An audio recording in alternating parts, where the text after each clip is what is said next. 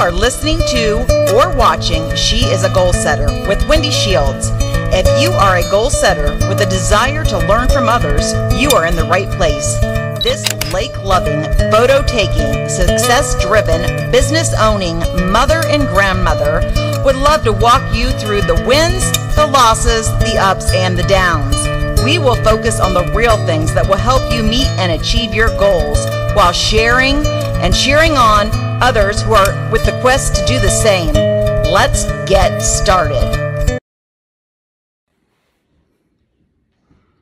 Hi guys, it's Wendy with She's a Goal Setter, and today I want to talk to you about something that a lot of you are going to say, that doesn't really pertain to me right now, or whatever. But if you are a business owner, or if you have your own brand, this does pertain to you. Or if you desire to do that in the future, this does pertain to you. What I want to talk to you today about is building your email list. You know, most of us are so focused on building social media and building, our clients in general in person, that we sometimes forget about our mailing list. I know I have, but it is very important. I don't know if you're aware, but like a lot of brands that per se do affiliate marketing, there are certain brands that you'll contact that don't even care about your, they care about your social media, but they are not planning on having you run your ads on there. They want them exclusively hooked to your email list. Not all, not all, but there are some that are like that. And I definitely would, want to be in a position to show them that I have a strong email list. But besides that fact, if you are someone that sells anything, you may be surprised to find out that you are 40% more likely to sell to somebody on your email list than you are to sell to somebody, one of your followers or friends or whatever on social media. That alone is a reason enough for me to realize that it's very important to have a good email list. So the first thing I would suggest you do is find a email provider, like a platform type thing, to create your emails. I'm sure you could do it some old school way through your email yourself, but it would take a lot of work. And for the price, I can't even imagine that it would be worth it. I currently use Flowdesk, really like it. In fact, in the show notes, I do have an affiliate link. This full disclosure that I will get something from them if you sign up or whatever. So don't feel obligated to use that one. There's a reason I chose that one. I used to use MailChimp. I like that too. So I'm not saying that there's any problem, with them. And there are quite a few that are really good, and everybody has their preference. And the reason I use Flowdesk, it was one of the cheapest to begin with. But the reason the seller for me was that it did not go up as my list grew. I don't know about you, I'm sure not, but I don't build businesses to make them small businesses. I build them to grow and grow and continue to grow. So I wanted a provider that would grow with me without adding tremendous expense. So that's why I chose Flowdesk, and I have been very happy with them. If you are able or capable to use Canva, then you are able and capable to use Flowdesk. There is a little bit of a learning curve, but it's not that bad. The only thing I had problems with was realizing what kind of form I needed to use when I made my my sign-up templates or whatever, to get the people sign up.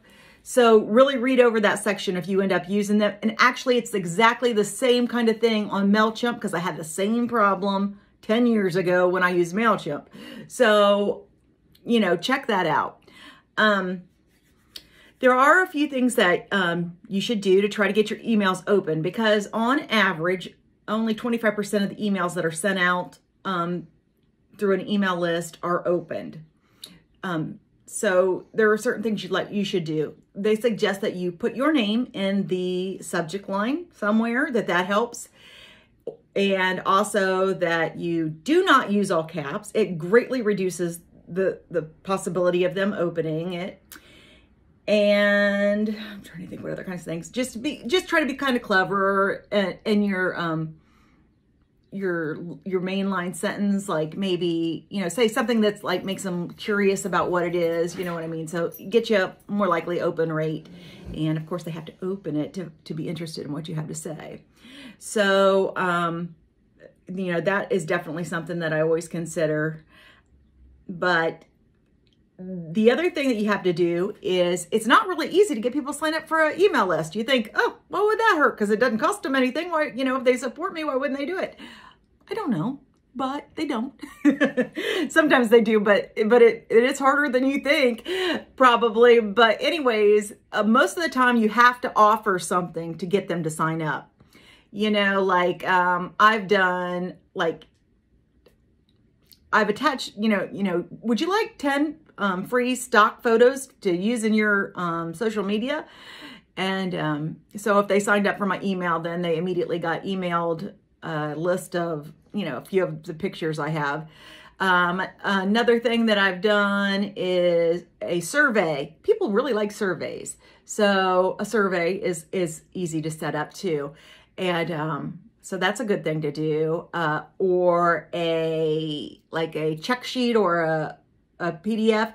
One that worked for me really well was, these are the places I best like to show, you know, to backlink or show my YouTube channel. So those are some that worked for me. If that gives you some ideas, I mean, your niche is probably completely different from mine, so you would use something completely different, but you could use, you know, something along those lines still. But anyways, I think that email lists are something that's very important, but many of us overlook it. So just want to thank you for listening today, and you guys have a great day, and I'll see you next week. Thanks. Bye-bye. Hey guys, just wanted to ask you guys for a favor, to please subscribe to my channel. I used to think that subscribing, like you had to like get a subscription or pay for something, but actually subscribing on YouTube is like friending on Facebook, or it's like following on Instagram. So there's no cost to you, but there's a really great benefit to the person that has a channel. There are certain options that they're just aren't available to until they have so many subscribers. So I would definitely consider it an act of friendship if you would not mind subscribing. It doesn't bother you. It just kind of sends it does when you open your feed up, you'll see that as some options to watch, but it doesn't pester you or do anything like that. So please subscribe. I'm going to quickly show you how right now.